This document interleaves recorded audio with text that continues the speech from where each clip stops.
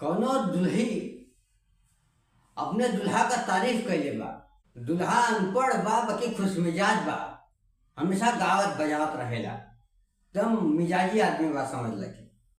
अब भाई लड़का बच्चा ना हुआ, नई नई शादी भइल बा, मौज मस्ती वाला दिन बा, एकदम खुश मिजाज रात बा।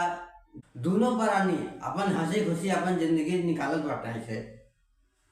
तो एक दिन ओकर सखी ई गई अपने नैहरे ससुरे से अपने नैहरे गई। तो कर सब सखिया सहेलिया रहनी, सब हकिया पर दिया जन भाव जाए सखी सब रहने। तो पूछने का हो ए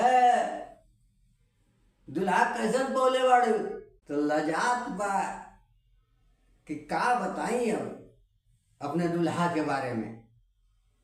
बाकी जले बताए ना तले कुल खोद खोद पूछवे करिए, तो बतावही परी तब बतावत बिया।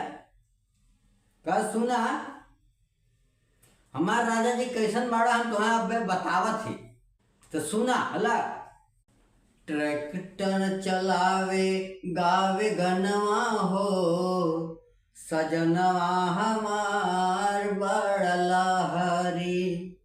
ट्रैक्टर चलावे गावे गनवा हो, सजनवा हमार बड़ला हरी। चमकेला देखी ई नयनवा हो, चमकेला देखी ई नयनवा हो।